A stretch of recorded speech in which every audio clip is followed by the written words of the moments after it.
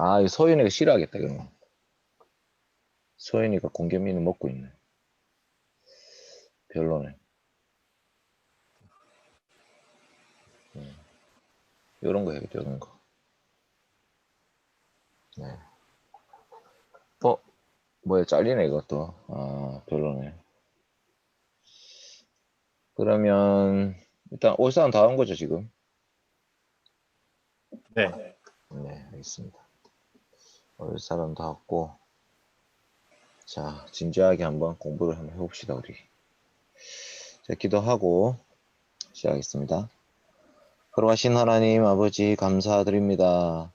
하이델베르크 교리문답을 통해서 우리의 참된 위로가 누구에게 있는 것인지 다시 한번 깨닫게 됩니다.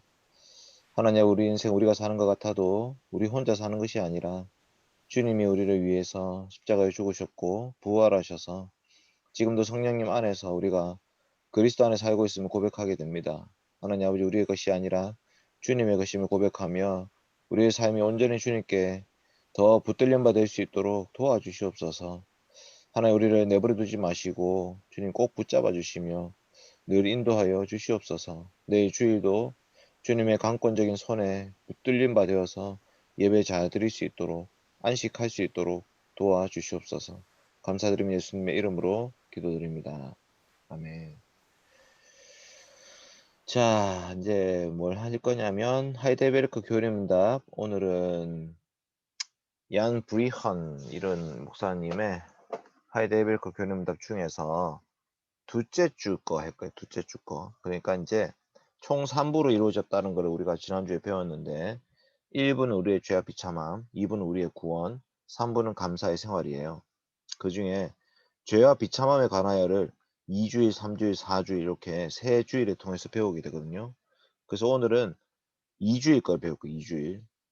그러니까 이제 이게 하이델베르크 교리문답을 네덜란드 개혁교회 성도들이나 캐나다 개혁교회 성도들, 호주 개혁교회 성도들, 남아공 개혁교회 성도들은, 일본 개혁교회 성도들은 매주 이제 배울 분량이 정해져 있어요. 52주짜리로. 그러니까 해마다 1월 첫째 주가 되면 우리의 위로는 무엇입니까를 배우고요. 해마다 1월 둘째 주가 되면 우리의 죄와 비참함이 무엇인지를 배우게 됐어요. 자, 보십시오. 1부는 2주일부터 4주일로 이루어져 있습니다 하면서 2주일째 뭘 배우냐? 우리의 죄와 비참함에 대한 지식을 배웁니다. 내일 요거를 다 할 거예요. 3문, 4문, 5문 이렇게 세 문을 통해서 배우는데, 3문은 이 지식이 어디서 오느냐? 율법에서 온다. 그 다음에 4문은 율법의 핵심 내용이 뭐냐? 율법은 사랑을 요구하신다. 그 다음 5문은 우리가 그 사랑 할 수 있냐? 없다. 이게 이제 내일 배울 핵심 내용이고, 3주일, 4주일은 그 원인과 범위, 그 다음에 죄에 대한 형벌 이런 것들을 배우게 됩니다. 자, 2주일 3문, 이제 문답을 한번 좀 보셔야 되는데요. 원모가 문을 한번 읽어주세요. 원모가 3문하고 3문 답을 한번 보세요. 여기 제가 파일로 띄워드릴게요. 하이델베르크 교리문답 제2주일 원모가 한번 읽어주세요. 3문 당신의 죄와 비참함을 어디서 압니까? 답. 하나님의 율법에서 나의 죄와 비참함을 압니다. 네, 우리가 죄와 비참함을 안다라고 말할 때요, 우리가 그냥 일반적인 생각을 해봐도 아, 나는 참 죄와 비참함 속에 있지라고 생각할 수 있지만, 구체적으로 정말 죄와 비참함이 드러나는 곳은 어디냐면 율법. 그러니까 하나님의 말씀을 깨닫는 만큼, 하나님이 정말 우리에게 무엇을 요구하시는지를 아는 만큼 죄와 비참함을 더 알게 된다는 거죠. 사문을 한번 이란이가 읽어주세요. 3은 하나님의 율법이 우리에게 요구하는 것은 무엇입니까? 다 그리스도는 마태복음 22장에서 이렇게 요약하여 가르칩니다. 내 마음을 다하고 목숨을 다하고 뜻을 다하여 주 너의 하나님을 사랑하라 하셨으니 이것이 크고 첫째 되는 계명이니 둘째는 그와 같으니 내 이웃을 몸과 같이 사랑하라 하셨으니 이 두 계명이 율법과 선지자의 강령이니라. 네, 마태복음 우리가 22장 매주 예배 시간마다 십계명 낭독하고 나서 십계명 마지막 요약으로 요 두 개를 정리하잖아요. 그러니까 이제 율법을 나중에 감사의 생활에서도 십계명 전체를 낭독하게 되는데, 이 하이델베르크 교리문답은 그것의 요약인 하나님 사랑, 이웃 사랑, 먼저 딱 얘기해요. 그러니까 하나 율법 우리에게 요구하는 것은 이 핵심이 두 가지예요. 하나님께 예배를 어떻게 드릴 것인가, 또 우리의 삶을 어떻게 살 것인가. 이 두 가지를 핵심적으로 요구하신다 이렇게 보일 수 있고, 이제 오문이 이제 핵심 이제 이 2주일에서 마지막 결론이죠. 이민재 씨가 한번 오문답 읽어주세요. 당신이 이 모든 것을 온전히 지킬 수 있습니까? 아닙니다. 나에게는 본성적으로 하나님과 이웃을 미워하는 성향이 있습니다. 네, 이게 이제 문제죠. 우리의 죄와 비참함을 율법을 통해 알게 되는데요. 율법이 하나님 사랑, 이웃 사랑을 가르치고 있고, 우리는 본성적으로 그것을 미워하고 있어요. 예, 이게 이제 우리의 상황이에요. 자, 죄와 비참함을 알게 되는 근원에 대해서 이제 좀 보는데, 이제 죄와 비참함을 아는 것에 대해서, 근데 책을 혹시 읽어본 사람 손 들어보세요. 없구나. 알겠습니다. 다음 다 주는 꼭 읽어보겠습니다. 아니 뭐 다 시험 기간이고 그래서 이제 안 읽었을 줄 알고 있어요. 근데 이제 그 약간 책값이 아깝잖아. 우리가 돈을 내고 책을 샀는데 한 번쯤은 좀 읽어보시면 좋겠고, 아까 5시 반은 어떻게 했냐면 3문, 4문, 5문 이렇게 내일 3문을 배울 건데 오늘 공부는 3문만 했어요. 그러니까 이제 4문, 5문이 궁금하시면 집에 가서 따로 읽어보시면 좋을 것 같습니다.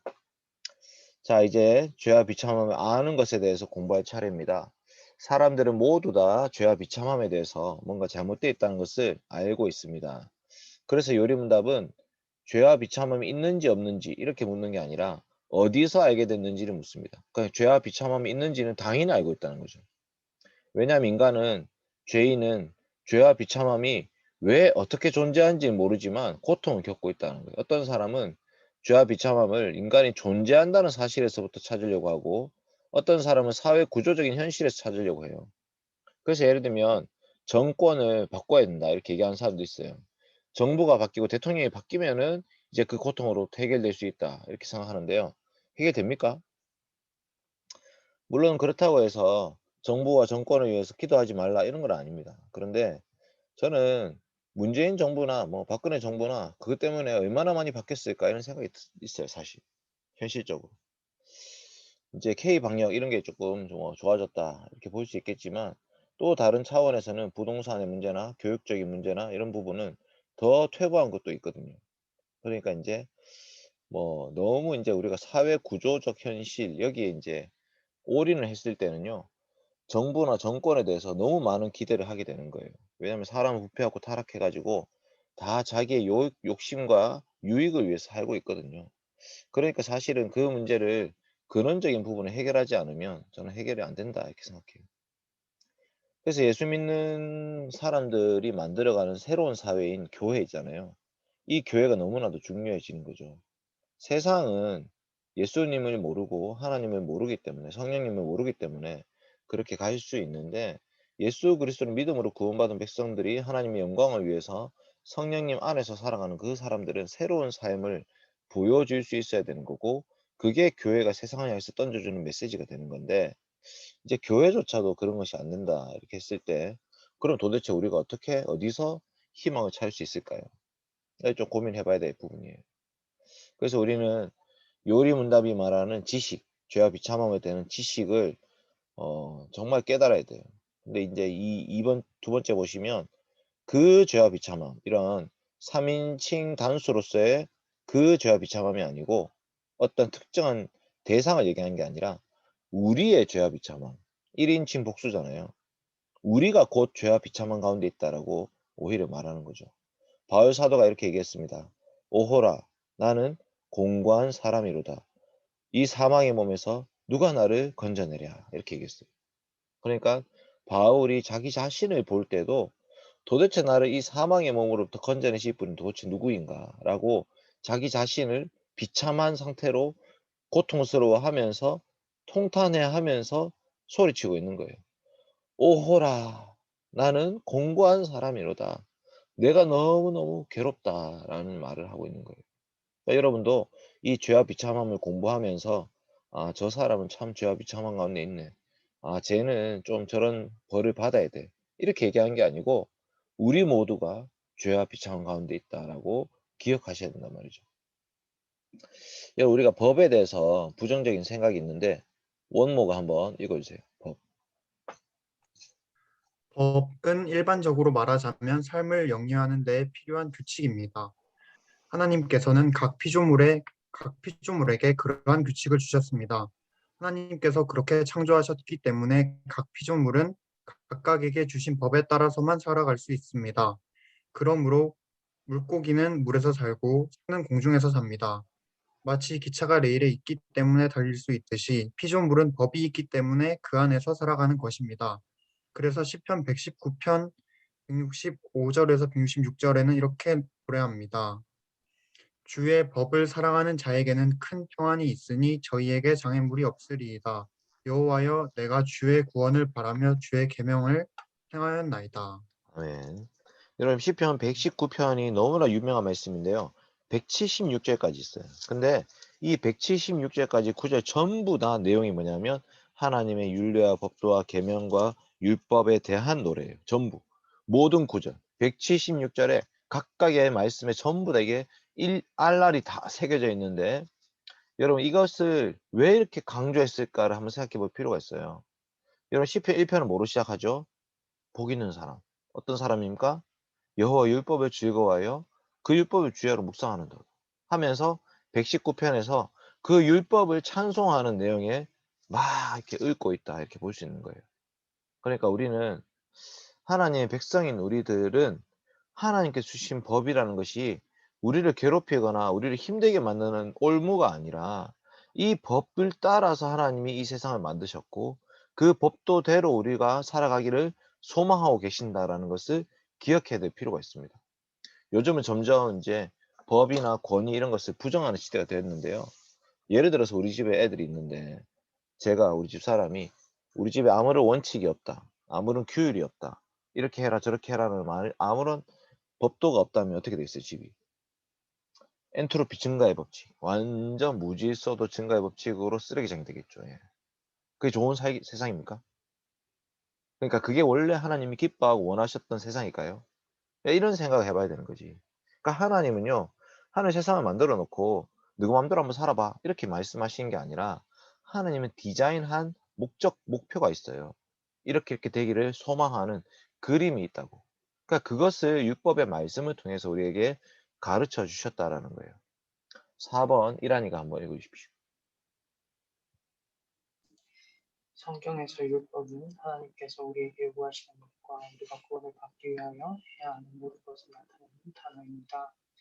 그리고 복음은 하나님께서 점진적으로 나타내시는 그분의 약속, 곧 우리를 구원하기 위해서 그분이 행하셨고 지금도 행하시며 장차 행하실 모든 것을 나타내는 단어입니다. 네, 이게 중요한데 율법, 복음 이런 단어를 우리가 성경에서 엄청 많이 보게 되잖아요.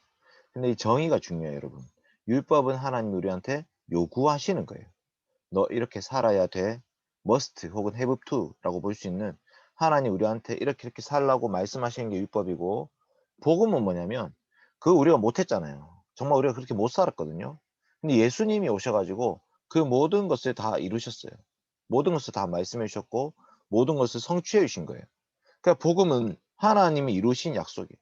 하나님 그 말씀을 성취하셨다 이렇게 우리는 복음을 얘기할 때 기쁨에 넘쳐가지고 있잖아요. 예를 들면 마태복음, 마가복음, 누가복음, 요한복음 이 복음서들은 하나님에 대해 예수님에 대해서 말을 할 때 와 정말 우리는 이 말씀을 도대체 다 행할 수가 없어가지고 죄와 비참함 속에 있었지만 예수님이 오셔서 이거 다 이루어 주셨어요 라고 담대히 선포하고 외치는 거죠. 그게 바로 복음서예요. 그 복음의 내용이 전도의 내용이었고 사도행전의 사도들은 계속해서 그 복음을 외치고 있습니다. 예수님이 그리스도이십니다. 예수님이 하나님의 아들이십니다. 예수님이 메시아입니다. 예수님이 그 모든 것을 다 이루셨습니다. 그런데 율법을 모르면 복음도 모르게 돼요. 왜? 하나님이 요구한 게 뭔지를 모르는데 복음을 어떻게 알겠어요? 우리가 그 율법을 알기 때문에 하나님 우리한테 요구하신 게 이런 것이었지. 예를 들면 살인하지 말라. 하나님 우리한테 살인하지 말라 하셨지. 그런데 알고 보면 그냥 살인이 아니라 친구를 미워하거나 그 사람을 바보라고 놀리거나 미라는 놈이라 하는 이 모든 것이 다 살인이다라고 말씀하셨단 말이에요. 그럼 어떻게 되냐? 이게 와, 도대체 우리가 이 율법을 지킬 수 있을까 없을까? 도대체 이 감당할 수 없는 율법을 어긴 상태에 있는 죄와 비참함 속에서 우리는 고통스러워하고 있는데, 그때 예수님 오셔가지고 내가 너희 대신 이 율법을 성취하잖아. 내가 너희를 대표해서 이 말씀을 이루잖아. 라고 말씀하시고 계십니다. 그러니까 복음이 뭐냐면요, 예수님이 그 모든 것을 다 이루어 주셨다라는 거예요. 근데 우리가 이 복음의 말씀 듣고 싶어요. 듣고 싶으면 먼저는 율법을 알아야 된다. 먼저 율법. 자, 그래서 하나님은 사람들의 도덕적인 행동을 위해서, 즉 사람의 의지로 어떤 행동을 결정할 경우를 위해서 도덕법을 정해 주셨습니다. 사람은 창조받을 때부터 이 법을 알고 있었어요. 하나님 우리에게 어떻게 살아야 한다고 말씀하신 것을 알고 있었다는 거지. 근데 죄를 범함으로써 도덕법의 지배에서 자신을 거두었고 그 지식마저 상실하게 되었습니다. 그러니까 예를 들면 이 말씀은 지금 아담에게 하시는 말씀이에요. 여러분, 아담은 하나님의 말씀을 알고 있었다는 거지. 직접 들었어요. 그 말씀의 법도를 깨달아서 그것을 고백할 수 있었는데 잊어버렸단 말이에요. 그런데도 하나님은 계속해서 언약을 주셔서 그 법을 제시해 주고 계시는 거예요. 아브라함과 언약을 맺을 때 너 이렇게 해라 말씀하시고요. 모세를 통해서 시내산에서 언약을 맺을 때도 십계명 말씀을 주시고요. 그 다음에 예수 그리스도 안에서 우리는 새로운 법을 막 또 맞이하게 되는 거예요. 하나님이 이러한 도덕법을 모든 세대를 위해서 10가지 계명으로 요약해가지고 이스라엘에게 주셨어요. 그 율법이라는 것은 타락 전이나 후나 똑같이 주고 계시는데 주는 방법은 좀 다른 거죠. 그래서 우리는 율법을 기본적으로 싫어하는 사람들이에요, 사실. 기본적으로 율법 안 좋아해요, 아무도. 그런데 율법을 모르면 복음도 모르고 구원도 모릅니다. 율법을 모르면 죄와 비참함을 알 수가 없어요. 그래서 이 로마서 3장 20절 말하죠. 율법으로는 죄를 깨닫는 것이다. 요 점을 한번 민재가 한번 읽어주세요. 로마서 3장 20절. 로마서 3장 20절에서는 율법으로 죄를 깨달음이라고 가르칩니다. 율법은 모든 사람의 삶을 재는 잣대입니다. 언약에 신실한 자들은 이 점을 다 인식하고 있습니다.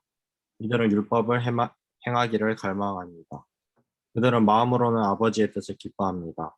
그러나 이제 그들은 자신들이 율법을 행하지도 않으며 행할 수도 없다는 사실을 깨닫습니다. 그들 주위에 많은 악이 있을 뿐 아니라 바로 그들 자신이 본성적으로 하나님께 원하시는 것과 반대를 행하고 있다는 것을 알게 됩니다. 그러므로 그들은 자신들이 부패하였다는 바로 그것이 그들이 당하는 비참함의 본질이며 그 부패함은 총체적인 것이라는 점을 깨닫게 됩니다. 그래서 그들은 이렇게 고백합니다. 내가 넘어지게 되었고 나의 근심이 항상 내 앞에 있사오니 내 죄악을 고하고 내 죄를 슬퍼함이니이다. 아멘. 자, 그러니까 이제 율법을 이제 많이 알게 되는 만큼 우리도 이 기준에 따라서 정죄받을 수 없구나. 정죄받을 수밖에 없구나를 알게 된다는 거죠. 그러니까 이제 정죄받기 싫으면 율법 모르면 되겠네. 이렇게 생각할 수 있잖아. 그건 아니죠. 그러니까 정죄하기 위해서 율법을 공부한 건 아니지만 하나님은 원래 어떻게 살기를 바라셨을까? 원래 하나님이 사람을 만드신 창조하신 목적이 뭘까?를 깨닫고 아는 만큼 그만큼 하나님의 나라를 소망하게 되는 거고요. 그 나라에 대한 소망이 커지는 만큼 지금 현재 상태가 너무 힘든 거야. 도대체 이 사망의 몸에서 누가 나를 건져내랴. 너무 괴롭고 힘들다. 근데 그것을 아는 만큼 갈망이 커지는 거예요. 갈망. 주님, 저는 죄 때문에 너무 힘들어요. 제 죄가 저를 자꾸 넘어뜨리고요. 저는 계속해서 하나님과 멀어지고 있어요. 너무너무 힘들어요. 하나님 도와주세요. 이렇게 가는 거예요. 그러니까 율법을 안다는 것은 긍정적인 기능이 있습니다. 여러분. 긍정적인 기능. 자, 따라서 감사의 규칙인 율법은 우리와 죄의 비참함을 알게 되는 원천입니다. 율법을 감사로 받지 않는 사람에게는 율법이 죄와 비참함을 알게 하는 원천이 될 수도 없습니다. 오직 믿는 신자만이, 믿는 사람만이 율법을 통해서 죄와 비참함을 알고 죄의 깊이를 깨닫고 나아가게 됩니다. 우리가 하나님 말씀으로 교육받았다 하면서도 죄와 비참함을 깨닫지 못한다면 그것은 그 하나님을 믿기를 거절하고 언약을 존중하지 않기 때문이에요. 그러니까 우리가 죄와 비참함을 모른다라는 것은 그것조차도 우리를 오히려 정죄하게 만든다는 거예요. 그러니까 계속해서 우리는 성경을 펼쳐야 돼요, 사실은. 오늘도 말씀을 펼쳐야 돼요, 여러분. 성경을 펼쳐서 성경을 읽는 만큼 하나님을 깨닫게 되고 그 하나님을 아는 만큼 우리의 상황과 형편도 알게 된다는 거죠. 그래서 하나님은 이스라엘 백성들에게 율법을 이렇게 많이 주셨는데요. 특별히 예배 규정도 많아요. 예배 규정. 어디서 예배 드릴 거냐? 성막과 성전에서 드려라. 누가 예배를 드릴 수 있냐? 대제사장과 제사장들과 레위인들을 통해서 드려라. 어떻게 드리냐? 정결 예식이나 제사나 기도를 드려라. 언제 드리냐? 안식일과 절기를 통해서 예배 드려라. 이렇게 하나님이 구약 시대에 하나님 만날 수 있는 길을 가르쳐 주셨다는 거예요. 우리가 죄인이기 때문에 만날 수 없잖아요. 그러니까 만날 수 없으니까 끝. 이렇게 하는 게 아니라 만날 수 없는 죄인들이 하나님을 만날 수 있는 길을 하나님은 계속해서 고안하시고 그것을 만들어가지고 우리한테 주셨단 말이에요. 그러니까 너희들은 이런 방식으로 이제 나를 만날 수 있어 라고 하나님이 가르쳐 주신 말씀이에요. 근데 구약의 유대인들이 이것을 벗어버리려고 했어요. 이거 말을 안 들으려고 했어요. 이것을 우리한테 더 올무로 덮어 씌운다 생각하면서 그 제사를 드리지 않았어요. 근데 이게 사실 우리예요, 우리. 자, 의식법에 대한 이러한 규정, 민재가 한번 읽어주세요. 의식법에 관한 이러한 규정들은 그리스도 안에서 성취되었으며 그 결과 이제는 더 이상 없습니다. 그렇지만 아멘. 우리가 좀 더 잘 이해하기 위해서는 여전히 유용합니다. 심정으로서 이스라엘이 사라졌으므로 시민법적인 규정들은 대부분 더 이상 문자 그대로 적용할 수 없습니다. 그러나 이 규정들은 여전히 우리에게도 의미가 있는 많은 지침들을 포함하고 있음을 네덜란드 신앙고백서 25조에서도 다음과 같이 말하고 있습니다. 예, 여러분, 율법에는요, 세 가지 범주를 나눌 수 있는데, 의식법, 도덕법, 시민법이에요. 의식법, 시민법, 도덕법이에요. 의식법은 아까 말했던 예배와 관련된 규정이에요, 제사. 그 다음에 시민법은 이스라엘 백성들의 삶이에요. 마지막으로 도덕법이에요. 십계명은요, 그 도덕법의 요약이에요. 도덕법을 정리하면 십계명이 나옵니다. 의식법과 시민법은 이제 사라졌어요. 예수님 안에서 다 성취가 된 거예요. 그런데 여전히 우리한테 의미는 있어요. 어떻게 의미가 있냐? 한번 봅시다. 원목 한번 읽어주세요. 우리는 그리스도께서 오심으로써 율법의 의식과 상징들이 폐기되고 그림자들이 모두 성취되었음을 믿습니다. 따라서 그리스도인들은 그러한 것을 더 이상 사용하지 말아야 합니다. 다만 그 실질과 본질은 율법을 성취하신 그리스도 안에서 여전히 우리를 위한 것으로 남아 있습니다. 다른 한편으로 우리는 여전히 율법과 선지자들에게서 얻은 증언들을 우리에게 복음의 교훈을 확증하려고 사용하고 또한 하나님의 영광을 위하여 그분의 뜻에 따라 우리의 삶을 온전히 단정하게 정돈하려고 사용합니다. 네, 그러니까 율법이라는 것이 다 예수님께 성취됐지만 여전히 의미가 있다 이렇게 생각하시면 돼요. 예를 들면 예수님 십자가에서 자기 자신을 제물로 바치셨어요. 근데 그 제물이라는 단어가 가진 의미가 여러 가지가 있을 수 있거든요. 번제물, 소제물, 화목제물, 속죄제물, 속건제물. 그러면 이 5가지 제사의 의미가 예수님의 십자가에 다 드러나 있는 건데 만약에 5가지 제사를 모른다 우리가. 그럼 어떻게 되겠어요? 그러면 예수님의 십자가도 단순해지는 거야. 그 의미가 풍성했던 그 의미를 오히려 우리가 다 모르게 되는 거예요. 그러니까 구약에 있는 율법들을 더 깊이 이해하면 이해하는 만큼 예수 그리스도의 그 십자가를 통한 구원의 의미도 더 풍성하게 알게 되고 또 이제 그리스도 안에서 새로운 생명 얻은 자들로서 우리 자신을 우리 몸을 하나님께 거룩한 산 제사로 드려야 되는데 어떤 제사로 드릴 거냐. 어떨 때는 우리가 우리 몸을 번제물로 바칠 때도 있고요. 어떨 때는 소제물, 어떨 때는 화목제물, 어떨 때는 속죄제물로 바쳐야 될 때가 있는 거죠. 그러니까 예수님의 십자가의 구원의 의미도 풍성하게 알게 되고 율법 아는 만큼 우리가 어떻게 살지에 대해서도 풍성하게 알 수가 있다는 거죠. 그러니까 율법이 그 표현 그대로 지키지는 않아요. 우리는 아무도 표현 그대로. 예를 들면 피 먹지 마. 그러면 피 안 먹으면 되지. 이렇게 지키는 사람 아무도 없어. 왜 구약 시대에 피 먹지 말라 했을까? 우리가 먹어야 될 피는 예수 그리스도의 피밖에 없거든요. 그래서 성찬에 그 포도주를 먹고 마시면서 이것이 바로 그리스도께서 나를 위해서 흘리신 보혈의 피다 라고 고백하면서 성찬의 피를 마셔요. 그러고 나서 우리가 어떻게 사느냐? 이제 나에게 주신 그 피, 나의 생명을 가지고 주님을 위해서 살겠습니다고 헌신하는 거예요. 그래서 이제 도르트 신조에도 나오는데 율법은 죄의 거대함을 나타낼 수 있고 사람들에게 그 죄책을 더 깨닫게 해주지만 이라고 말하는데 이제 오류는 이렇게 얘기합니다. 오류는 뭐냐면 타락한 자녀인들도 일반 은총으로 말미암아 점차적으로 복음이 말하는 구속의 은혜와 구원을 얻을 수 있다 이렇게 얘기해요. 일반 은혜를 통해서 일반 은총을 통해서 구원받을 수 있다라는 거죠. 그런 방식으로 하나님은 모든 사람에게 그리스도를 얼마든지 기꺼이 계시하려고 하신다. 그러니까 아무 성경에 대해 관심이 없는 일반인들도 그냥 자동적으로 구원에 대해서 예수 그리스도에 대해서 알게 된다라고 말하는 거예요.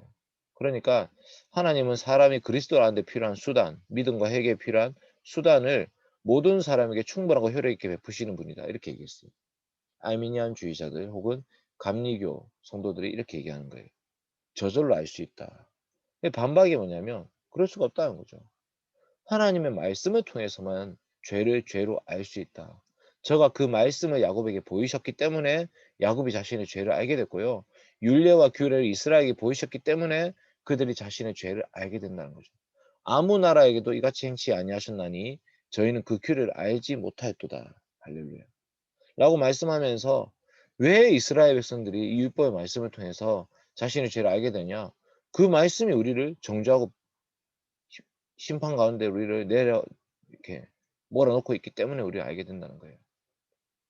그러면 이방인들은 어떻게 뭐랄까 하나님 알게 되며 어떻게 구원받을 수 있냐 이렇게 얘기하는데 여러분 이방인들은 하나님 알 수 없고요 구원받을 수 없어요.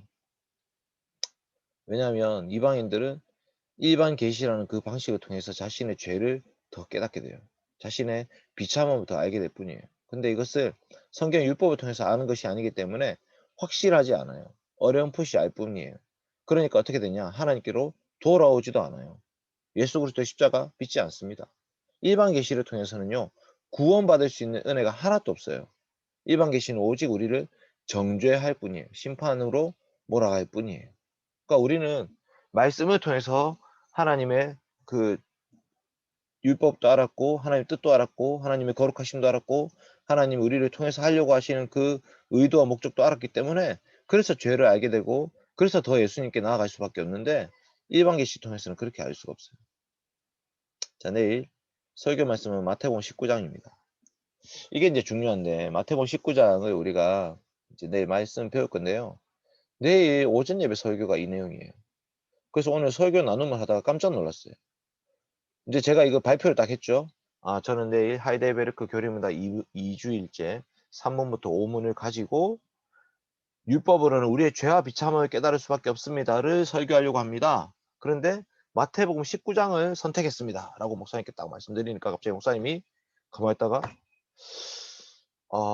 내일 오전 예배 설교가 이건데 이렇게 딱 했어요. 그래서 대박. 완전 오늘 그 머리가 하얘졌어요. 진짜. 이게 뭐지? 어떻게 하지? 근데 이제 목사님의 내일 핀트는 뭐냐면 성령의 열매 중에 양선이에요. 선행을 행하다. 선한 것이 누구냐? 그 선한 분이 하나님이시기 때문에 우리가 선행을 하는 것은 하나님의 일을 하는 것이 선행입니다. 라고 내일 설교하시려고 하고요.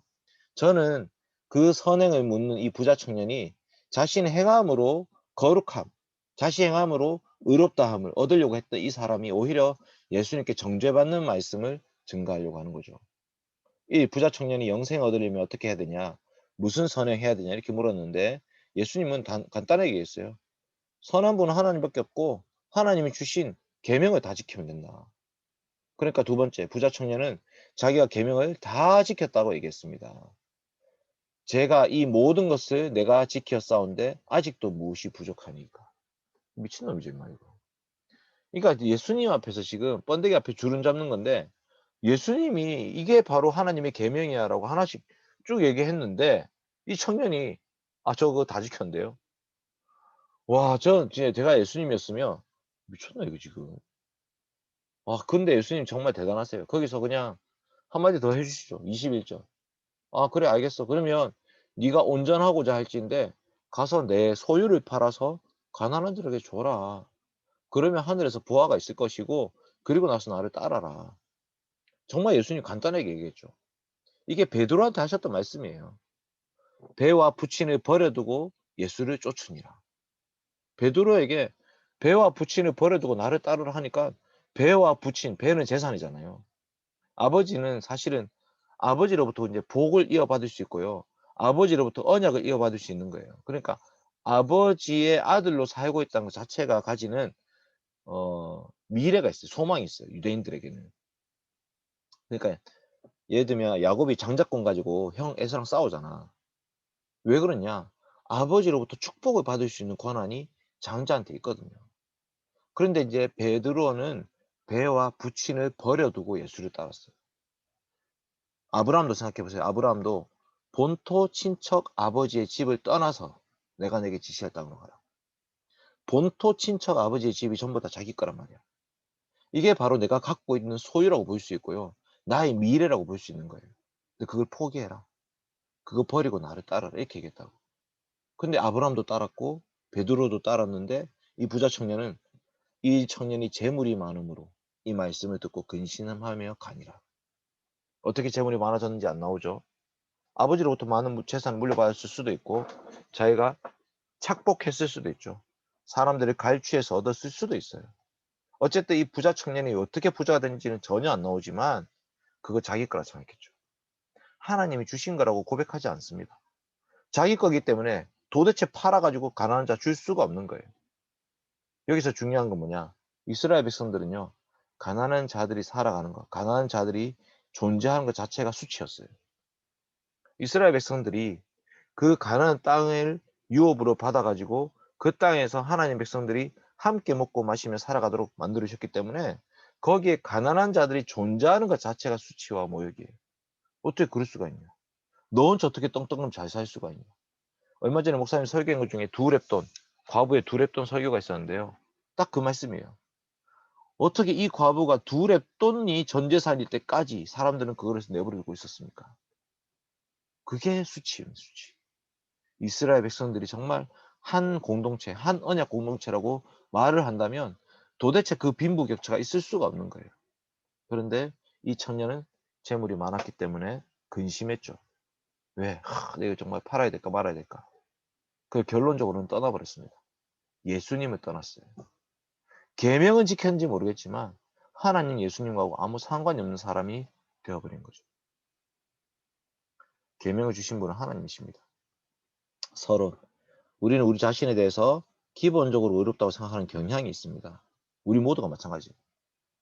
내일도 제가 여러분이 죄인입니다. 이렇게 얘기할 건데요.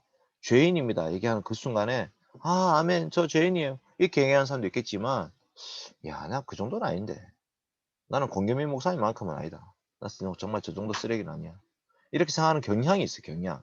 기본적으로 나는 좀 괜찮다고 생각하는 경향이 있는데요. 오늘 말씀 보면 우리가 얼마나 정말 죄와 비참한 자인지를 알게 되는 거예요. 이러니 가야 되나? 저 주인. 원모, 네, 감사합니다. 원모는 원몰 죄인, 한 번 더 죄인. 어쨌든. 자, 그래서 이제 본론은 뭐냐면 자신만만한 부자 청년이 다 나타나가지고 예수님, 한번 말씀해 주이소. 저는 뭐 웬만하면 다 지켰습니다. 제가 어떻게 해야지 영생 얻을 수 있겠습니까? 이렇게 딱 얘기했단 말이에요. 아주 자신만만했죠. 예수님 대답 뭐냐? 선한 분은 하나님밖에 없고 계명 지켜라. 그 계명의 핵심은 이웃 사랑이다. 청년 대답. 저거 다 지켰습니다. 저 부족함이 없어요. 예수님. 그럼 네 소유를 팔아봐라. 가난한 자들에게 줘라. 그러면 하늘에서 나한테 보호가 있을 것이다. 그리고 나를 따라라. 결론은 재물 때문에 근심하면서 예수님을 떠나봤죠. 우리는 이 청년의 모습을 통해서 계명을 지킨다는 것의 의미가 무엇인지를 다시 한번 생각해야 됩니다. 여러분, 계명을 지킨다는 건 예를 들면 주일 성수하자 이렇게 얘기하잖아요. 주일 성수하자. 11조 드리자. 그런데 만약에 나 정말 주일 성수해야 돼. 주일날 돈 쓰면 안 돼. 이렇게만 하면서 왜 주일날 돈 쓰면 안 되는지, 왜 주일날 공부를 하면 안 되는지 왜 11조를 드려야 되는지에 대한 그 이유를 모르고 행동만 행하고 있다면 그럼 도대체 하나님하고 무슨 상관이 있을까요? 계명을 지킨다는 것은 계명을 주신 하나님을 사랑하는 방식이에요. 하나님을 사랑하기 때문에 하나님의 계명도 내가 지키게 된다는 거죠. 하나님을 사랑하기 때문에 이웃을 사랑하는 마음으로 그 이웃을 위해서 자기 것을 포기하는 거예요. 그리고 정말 그 예수님을 따라가는 게 진짜 선행이에요. 그게 영생이에요. 결론적으로 우리는 율법을 통해서 우리 죄와 비참함밖에 볼 게 없어요. 우리 안에는 선한 게 없고요. 율법으로 의롭다함을 얻으려고 하는 자들은 오히려 저주 아래 있는 자가 된다. 이렇게 말씀합니다. 오늘 여기까지 하고 끝낼 건데 병호가 있었네. 병호를 안 시켰네요, 제가. 어쨌든 여러분이 내일 이제 율법을 통한 죄와 비참함 이것을 고백하게 될 건데 이 부자 청년이 사실 우리랑 다르지 않아요. 왜 우리만 그렇게 큰 죄를 짓고 살지 않았다고 스스로 생각하면서 나 좀 괜찮은 사람이야 라고 보통 인식하고 있거든요. 예수님이 뭐라 하시냐면 너 정말 괜찮은 사람일까? 라고 한 번 더 질문하시는 거죠. 그러니까 마태복음 5장에서 산상수훈에서도 계명을 하나씩 10계명 내용을 하나씩 뜯어보시면서 정말 이 계명의 의미가 뭐냐를 다시 한번 가르쳐줘요. 여자를 보고 음욕을 품는 자마다 마음에 이미 간음한 자야 라고 말씀하시는 것은 너 지금 간음죄 범하지 않았다고 생각했지? 근데 알고 보면 너 완전 간음죄 범한 사람이야. 세상 법정에 우리가 법정에 서진 않지. 근데 하나님의 법정에 선단 말이에요. 하나님 보실 때 우리의 모습은 과연 거룩할까? 의로울까? 우리 중에 그 누구도 정죄받지 않을 사람이 아무도 없어요. 우리 중에 하나님 앞에 떳떳하게 자신의 모든 것을 내어놓고도 저 의롭죠, 괜찮죠 얘기할 수 있는 사람은 아무도 없어요. 모두가 죄인들이에요. 그래서 내일은 그 율법을 통한 죄와 비참함을 좀 설교하려고 합니다. 4장과 5장, 사문과 오문은 집에서 한번 읽어보십시오. 한번 집에서 읽어보시고 좀 고민도 해보시고 사문은 율법은 도대체 무엇을 말하냐? 하나님 사랑, 이웃 사랑이다. 오문은 그래서 우리가 도대체 그 율법을 지켰냐? 아니, 아무도 안 지켰어. 본성적으로 하나님과 이웃을 미워하는 경향을 가지고 있어요. 본성적으로 자기 자신을 사랑해요. 내 거를 지키려고 해요. 이게 이제 우리가 죄인임을 드러내는 방식이에요. 이게 내일 설교할 내용입니다. 아까 5시 반도 40분 딱 하고 마쳤습니다. 그 광고 있는지 물어봤었는데 특별한 광고가 없더라고요. 창규씨 특별한 광고 없었고 이란씨 혹시 조교 특별한 광고 있습니까? 조교 광고 때 목사님 내일 3주차 해주실 수 있나요? 네네. 제가 4주차 3주차 있을 해줄게요. 것 같긴 한데. 알겠습니다. 3주차 있으면 제가 3주차 하겠습니다. 알겠습니다. 감사합니다. 네, 그러면 카톡에 한번 올려주시고 확인을 제가 해볼게요. 그리고 어쨌든 이 책이 지금 중간고사를 앞두고 있어가지고 읽을 시간이 없을 거야 아마 여러분들이. 그런데 이제 중간고사 딱 끝나는 그 순간에 한번 마음 먹고 이 25,000원짜리 책이잖아요. 그 아깝잖아. 좀 돈이 아깝고. 그리고 저는 제가 설교를 30분에서 40분 정도 한다 쳤을 때 그걸로 과연 이 내용을 정말 다 풍성하게 알 수 있을까 이런 생각이 있긴 했어요. 그러니까 이제 여러분들도 좀 관심을 가지고 리더 모임 시간에 최선을 다해서 이제 공부하고 최대한 저를 좀 뻘가 먹으세요. 뻘가 먹는다 말죠. 뻘가 먹으세요. 공목사를 하나님 왜 여러분 주셨을까? 저 사람을 통해서 하나님 말씀을 배우러 가시는 거다. 그러니까 제가 잘 모르는 게 있을 수 있겠죠? 그럼 저도 공부하게 되죠. 그러니까 여러분이 목사를 괴롭혀야 되고, 지금 우리가 이제 토요일마다 설교 나눔을 하는데 목사님하고 그 시간마다 이제 우리 완전 죽음이에요, 죽음. 거의 뭐 진짜 개학 앞둔 방학 그 끝나는 그 지점에 있는 딱 그 느낌으로 토요일 아침 9시부터 9시 반까지 막 그 고요 속에서 키보드 치는 소리 막 탁탁탁탁탁 이렇게 난단 말이야. 그러면서 이제 설교 나눔이 아주 풍성하고 옛날에는 말씀을 본인이 그냥 은혜 받은 거를 전하면 됐었는데 이제는 정말 그 해석이 맞냐 그리고 정말 우리 교회에 어떻게 적용하는 게 좋을까 이거를 같이 아침마다 이제 나누면 하는데 진짜 우리 목사님 대단해 정말 이게 만날수록 대단한 분이에요. 양파 같은 분이 깔면 깔수록 새로운 모습이 나타나고요. 폴더를 열면 열수록 새로운 폴더가 나타나요. 와, 어떻게 이런 분이 있을 수 있지? 어쨌든 여러분이 내일 말씀도 잘 들으시고 잘 배우시고 오후 예배도 그 오전 오후가 동일한 본문이다. 이것도 진짜 너무 놀라운 거예요, 사실. 예, 이것도 한번 뭐 하나님 뜻이 있겠죠. 이 말씀을 꼭 기억하라고 하시는 것 같아요. 그래서 다양한 측면으로 이 말씀 좀 배우시면 좋겠습니다. 내일 한번 봅시다. 제가 기도하고 마칠게요. 하나님 아버지 감사드립니다. 우리가 부자 청년과 같은 자들이었습니다. 우리의 행함으로 의롭다함을 얻으려 했고 우리의 모습을 드러내려고 했습니다. 하나님의 계명을 다 지켰다고 생각했지만 정작 우리 마음속에는 욕심이 가득하고 정말 내 것을 절대로 포기하지 않으려는 그런 더러운 욕심이 있는 자들입니다. 하나님 아버지 용서하여 주시옵소서. 내가 가진 모든 것이 하나님이 저에게 주신 것이고 감사함으로 받고 그것을 나누어 줘야 되는데 하나님 저희들에게는 그런 마음이 없습니다. 하나님 용서하여 주시고 우리 교회 성도들, 우리 교회 청년들이 더욱더 자기의 것을 기꺼이 내어놓고 함께 나누며 함께 세워갈 수 있도록 주님 도와주시옵소서. 정말 우리 교회가 사랑의 공동체, 나눔의 공동체가 되게 하여 주시고 우는 자들과 함께 울고 기뻐하는 자들과 함께 기뻐할 수 있는 귀한 공동체가 되게 하여 주시옵소서. 감사드리며 예수님의 이름으로 기도드립니다. 아멘. 감사합니다. 내일 봅시다. 수고하셨습니다. 네, 안녕. 감사합니다.